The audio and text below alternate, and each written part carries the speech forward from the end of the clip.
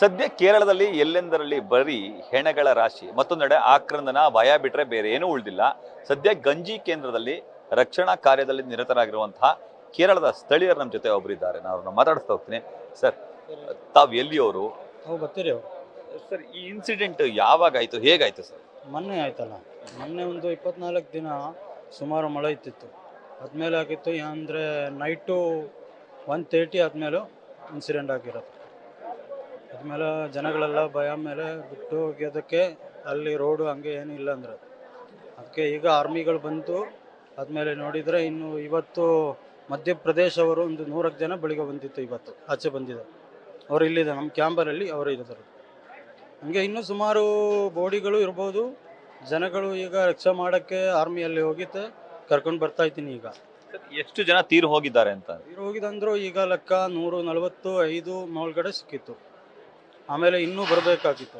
ಎಷ್ಟು ಜನ ಕಣ್ಮರೆ ಆಗಿದ್ದಾರೆ ಸರ್, ನಾಪತ್ತೆ ಆಗಿದ್ದಾರೆ? 400 ಒಳಗಡೆ 400 ಒಳಗಡೆ ಇನ್ನೂ ರಿಪೋರ್ಟ್ ಬಂದಿಲ್ಲ, ಆಮೇಲೆ ಬರುತ್ತೆ. ಈಗ ಈ ಗಂಜಿ ಕೇಂದ್ರದಲ್ಲಿದ್ದಾರೆ ಸರ್, ಎಷ್ಟು ಜನ ಇದ್ದಾರೆ ಸರ್ ಇಲ್ಲಿ ಈ ಸೆಂಟ್ರಲ್ಲಿ? ಇಲ್ಲಿ ಸುಮಾರು ಈಗ 1000 ಒಳಗಡೆ ಆಗಿತ್ತು. ಈಗ 1000. ಎಲ್ಲರೂ ಎಲ್ಲ ಚೂರ್ಮಲ ಮತ್ತೆ ಮಂಡಕೈನವರು? ಮಂಡಕೈ ಅವರು ಅಲ್ಲೇ ಇರೋರು.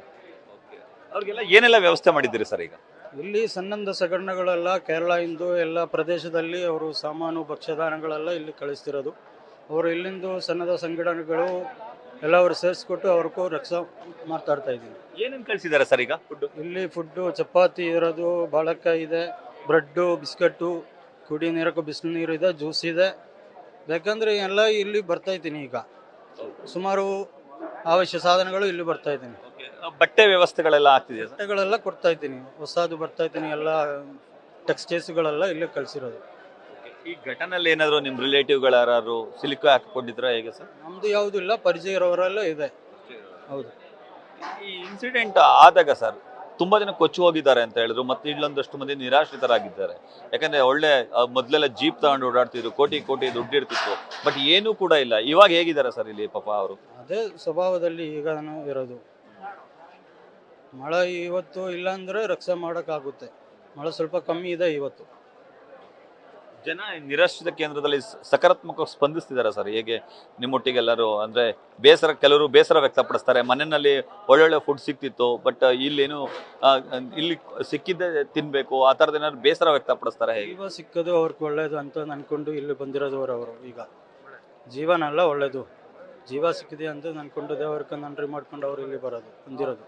ಪುಟ್ಟ ಪುಟ್ಟ ಮಕ್ಕಳುಗಳೆಲ್ಲ ಇದ್ದಾರೆ ಸರ್, ಸಣ್ಣ ಸಣ್ಣ ಮಕ್ಕಳು ಅಳ್ತಿದ್ದಾರೆ. ಮಕ್ಕಳುಗಳು 10 ವಯಸ್ಸುಗಳು, 4 ವಯಸ್ಸು, 3 ವಯಸ್ಸುಗಳೆಲ್ಲ ಬಂದಿತ್ತು. ಈ ವಯಸ್ಸಾದವ್ರಿಗೆ ಏನಾದ್ರು ಮೆಡಿಸಿನ್ಸ್ ಕಿಟ್ ಏನು ಎಲ್ಲ ಇಲ್ಲಿಂದು ಕೇರಳ ಗೌರ್ಮೆಂಟು ಕೊಡ್ತಾ ಇದ್ದೀನಿ. ಇಲ್ಲಿ ಡಿಸ್ಟ್ರಿಕ್ಟ್ ಗೌರ್ಮೆಂಟು ಅವರೆಲ್ಲ ನೋಡ್ತಾ ಇದ್ದೀನಿ. ಡಿಸ್ಟ್ರಿಕ್ಟ್ ಹೆಲ್ತ್ ಡಿಪಾರ್ಟ್ಮೆಂಟ್ ಎಲ್ಲ ಇಲ್ಲಿ ಅದು ಎಲ್ಲ ನೋಡ್ತಾ ಇದ್ದೀನಿ. ಈಗ ಮತ್ತಷ್ಟು ಮಂದಿ ಮಂಡಕಾಯಿ ಮತ್ತೆ ಚುರುಮಲ್ ಅವರೆಲ್ಲಾನು ಕರ್ಕೊಂಡು ಬರ್ತಿದಾರೆ ಸರ್? ಹೌದೌದು, ಅವರು ಕರ್ಕೊಂಡು. ಅದೇ. ಎಷ್ಟು ದಿನ ಇಲ್ಲಿ ಕ್ಯಾಂಪ್ ಇರುತ್ತೆ ಅಂತ ಏನಾದ್ರು ಹೇಳಿದಾರಾ ಸರ್? ಕ್ಯಾಂಪ್ ಅಂದ್ರೆ ಸುಮಾರು 1 ತಿಂಗಳ ಇರ್ತು. ತಮ್ಮ ಹೆಸರು ಸರ್? ನನ್ನ ಹೆಸರು ಜಮ್ಶೀರ್ ಅಂತ. ಹೌದು. ಇದಿಷ್ಟು ಸ್ಥಳೀಯರಾದಂತಹ ಜಮ್ಶೀರ್ ಅವರ ಮಾತುಗಳು. ಈ ಮಹಾ ದುರಂತದಲ್ಲಿ ನನ್ನ ಪರಿಚಯದವರು ಕೂಡ ಕೊಚ್ಚಿ ಹೋಗಿದ್ದಾರೆ.